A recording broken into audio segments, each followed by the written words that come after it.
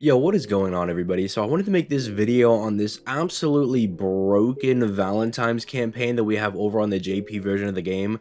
We have like, okay, the actual like bonuses that they're giving to the players and all this little stuff. This is not a really big deal. I mean, you get some EXP cards, you get some Saint cords, like who cares, blah blah blah. Nobody cares about all that.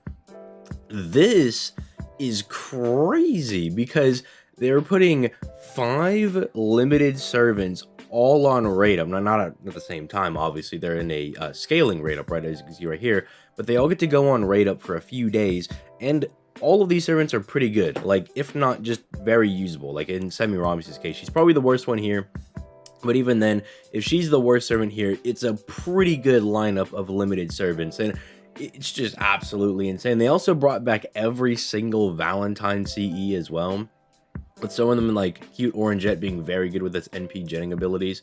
The other ones really aren't the best, but if you wanted some of the just the like the pictures and stuff, because I know people like the Kama CE, the Yugioh CE, you could scoop some of those up. But this is absolutely insane because these servants are really strong. I'll probably make videos on some of them if I can catch them on rate up, as long as the NA version of the game doesn't do anything insane. But yeah, so we're just going to talk about this in today's video and whether or not you should probably be going for this. This is also something to look forward to if you're on the NA version of the game, because, like let's say you miss Say this year, you can at least know that 2 years down the line, she'll be in this crazy 5-man rate up if you want to go for her. Or, I don't know, maybe you want Murasaki. She'll be coming around because Murasaki is also a very popular servant. So yeah, we're going to talk about this in today's video. Briefly go over all the servants and whether or not you should be summoning for any of them. If you have not already, leave a like on the video, subscribe to the channel, definitely helps me out a lot. If you want to help me out even more and show your support for the channel in a free way, I'm affiliated with Loot Cakes and LD Emulator, linked down in the description down below. LD Emulator, just a very good emulator that helps you, play on your computer if you're interested in doing that. Setting up macros, which is like auto farming. If you want to play the JP version of the game or get like an additional NA account, it's good for any of those. Loot Cakes helps you get basically just points for anytime you make a purchase on FGO, so that's always a good thing. If you just want kind of like more bang for your buck, quote unquote, that's a very good way to do that. Then if you want more content, I stream on Twitch every weekday. That's linked in the description down below as well. And if you want bonus content, you can click that join button and become a channel member. Now, the first main one that I think is absolutely insane is Nero Bride over here, because anytime Nero Bride comes around, I'm like, people gotta get this girl, especially if you don't have Castoria. Because if you look at her skills, she is just baby Castoria.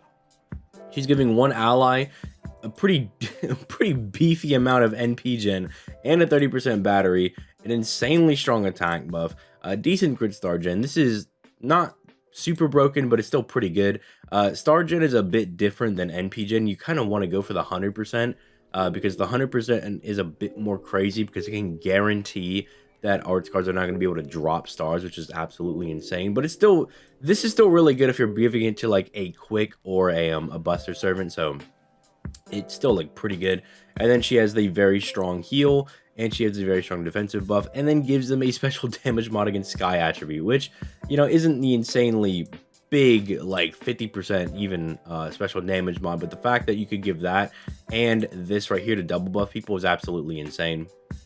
So it's like Nero Bride quite literally is just baby Castoria now, with the fact that she gives the attack buff, the NP gen, the NP gauge, the special damage mod, and a little bit of defense, right? And then she does a little additional thing where she heals and then also gives the crit star gen. So she's very good in her own right. If you want to use her as a DPS, her NP is like not the craziest thing, but you can definitely get some mileage out of her. So yeah, I think Nero Bride is a very insane servant to go ahead and summon for. I've talked about MHX Alter in the past. Literally said she was the best single target quick servant in the game, and I still stand by that. I think you just kind of bring her to any challenge quest or anything, and you kind of just burst down the enemy, especially if you have double Scotty. Van Gogh also makes that possible as well. It's just kind of easier with double Scotty because the whole just drop a 50% battery on him thing. But yeah, everything that she does is basically designed to just obliterate the enemy. Only like weird weak things is that like this is only for one attack. I don't know why she only has like 30% crit per card type for one attack. It's really weird, but Yeah, I don't really know what they're doing with that. Everything else is pretty fine though.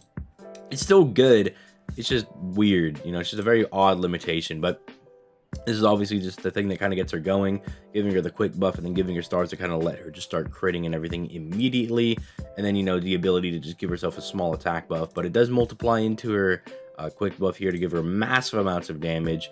And the fact that she can just kill somebody's star gen to just kind of hopefully let her absorb the stars. Let's also not forget that she has an absolutely cracked NP charge skill with a very, very strong NP.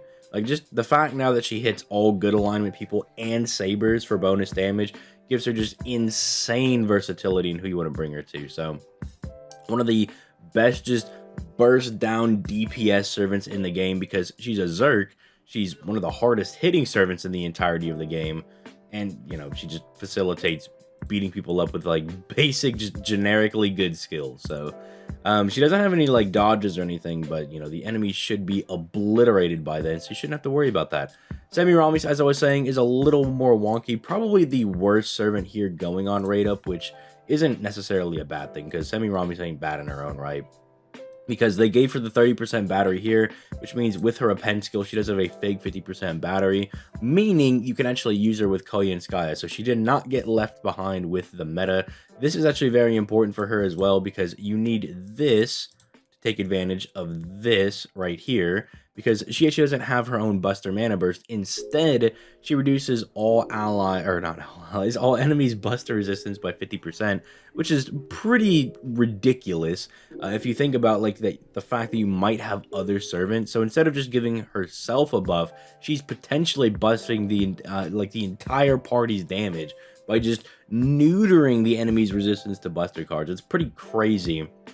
That does cost 8 stars, but I mean, if you have somebody with the charisma, or you just have somebody use, I don't know, like 20, not 20, 30, but golden catches a carp, so you come in with like 20 stars at the beginning of the battle, it's really not that big of a deal. There's also like, I believe there are like 4-star CEs that actually give you exactly 8 to 10 stars when you join the battle, so it's like, should not be the hardest thing to do.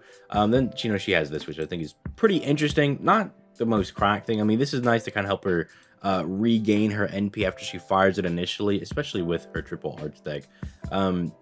This is pretty interesting though. I do kind of like what they're going with that because of her whole double summon lore. So I think that's kind of fun just from a lore perspective. And this is just a pretty decent NP. This is nice for the party. It's not the most insane thing in the world, but it is pretty nice. It's just pretty, you know, decent. And then this is kind of help her damage be a bit more consistent. So yeah, Semirami's probably the worst servant here. Probably don't recommend going for her, but I mean, I understand, boys. Like, I get it. You know, it is Semiramis. It's a big booby elf chick. Okay, like I understand. You know, I might summon for Semiramis. I totally get it. Then you have Murasaki. Murasaki is just absolutely stupid, dummy good. I don't know why she's as good as she is. Like, if you bring her to any type of difficult content, especially where there's demons, they're probably going to get absolutely obliterated because not only is she saying you can't buff yourself, I'm going to obliterate you, plus all my allies are going to obliterate you, plus you have no defense, plus L plus ratio is pretty much what she's saying, because then she's like sealing their NP, charging her own NP, giving herself damage. You can't debuff anybody, you can't remove their debuff immunity. It's stupid insane. Like, Murasaki just does so much. I'm actually kind of looking forward to the day where they actually give her a buff on something, because she's already so good that I don't know what they're gonna possibly give her, but you know it's coming. She's one of those servants that, like, yeah, you know they're gonna give her a buff eventually, and I'm like, all right, what is the DW gonna do to absolutely break the game? But you know, that's the whole thing. She's absolutely insanely broken. She's stupid good, and she also is a Rita servant. I don't know, a lot of people like that, so another plus. And then finally you have Sei, who I kind of just did a video on Sei over on the coming out for the NA version of the game. No, I don't want to take your survey. What the heck? Who's trying to make me take their survey at 9:54 in the morning, bro? No, not gonna happen. Anyway, if you just need a quick refresher on Sei, She's a quick arts hybrid servant. She has a very, very strong charisma where she can refund the party's NP and give them a decent attack buff for 3 turns. She has a very good way of keeping herself alive. The crit damage is a little weird, but it should be passable because she is a quick servant, meaning they were probably intending you to use her with Scotty, and Scotty will give her the majority of her crit damage. So while this is a little bit wonky on its own, keep in mind she is designed to be used with Scotty, and she does have her passive skills that help facilitate her own crit damage. So if you're doing quick crits, this is actually 40%, and they have bonus star weight. So do just keep that in mind because those are in her passives. And then this is just kind of like the basic skill that gets Sei going. You know, you get the quick buff, which is supposed to help out the NP gain of her quick cards, the damage of her quick cards. The NP gauge is supposed to help her get up to her NP. And then the 10 stars. I don't know why she drops 10 stars as a quick servant.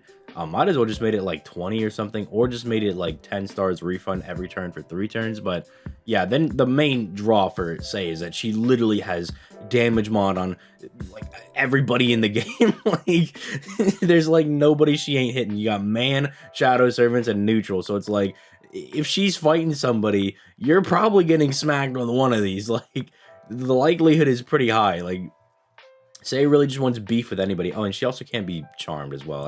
I don't know if that matters to some people. It's nice. It's a nice little cherry on top. It's not broken or anything, but you know, it is very, very nice for like specific challenge quests, so not have to worry about that. But yeah, that is the whole Valentine's pre-release campaign going over on the JP version of the game. It's pretty nutty. Again, if you want to start JP, I think now is a pretty good time because today that this video is going out on the 3rd, so that means you can still catch Nero Bride. You can still come out here at the beginning of the game, and I mean there are some pretty banger CEs you can get as well. Like, you know, Street Mate is pretty based. I ain't gonna lie, dude. That's a pretty base CE. But then you also have stuff like Cute Orangeette, which is a legitimately good alternative to oh, what is it called? Magical Girl Sapphire. The only unfortunate thing is Magical Girl Sapphire gives you 50% starting charge, but the thing about Cute Orangeette and the thing about Castoria is that you don't actually care as much about the 50% because Castoria can get you to 100% of your NP.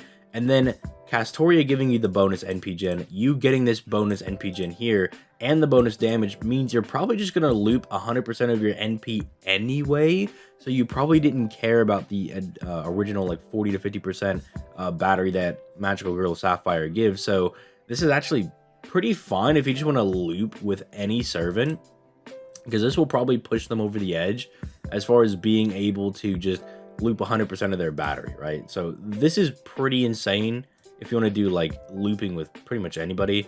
The rest of the CEs, I don't really think there's any that really stand out. Like this one, I think is fine, right? Because I think it's, you know, okay. They're like, okay, I need to like survive.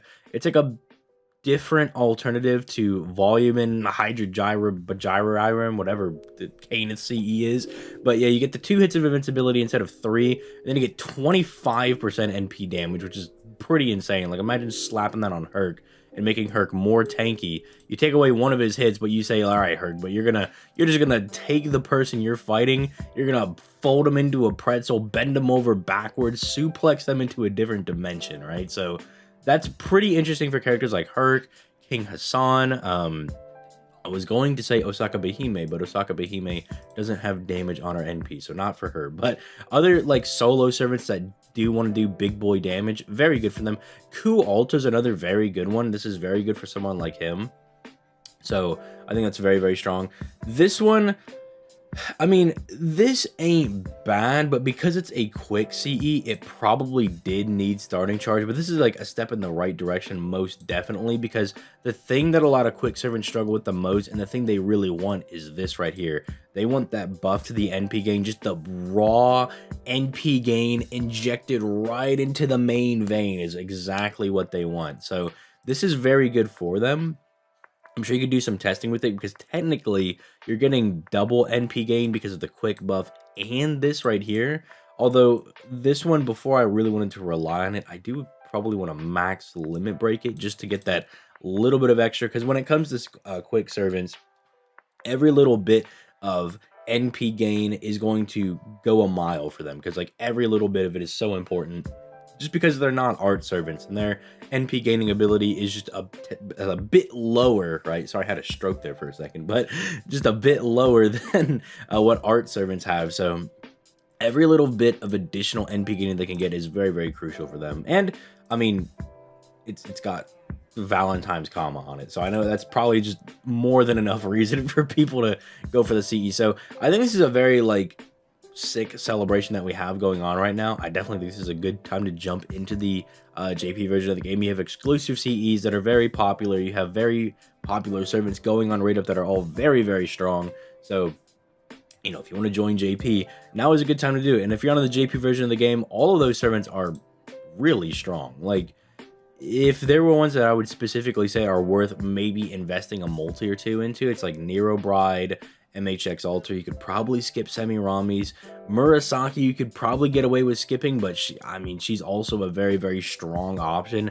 Like, if you have Castoria, Murasaki almost is like a must to maybe throw 30 to 60 Sane Quartz at. And then Sei is just insanely good if you need someone that can hit pretty much everybody in the game, right? If you want someone that can throw hands with nearly anybody, Sei is your girl. So I think that's all that I have here. We also do have a, if you come over here, there's a live stream going on, but you know, there's no data on it right now. So yeah, I'll be sure to cover whatever the new servant is this year. I'm kind of curious. I haven't really done any speculating on who I think the new Valentine servant's going to be. If you guys actually have any ideas, leave that in the comments down below, because, you know, we've had people like Nero Bride and, you know, Semiramis and Karen over here. So I don't really know who the next one is. There's like no pattern. There's no discernible way that this is going, because it's like, okay, well, maybe we've got like Murasaki and Sei who are riders, but you're a poison lady. You're just Kirei's, or you're just Kirei's daughter, bro. Like, I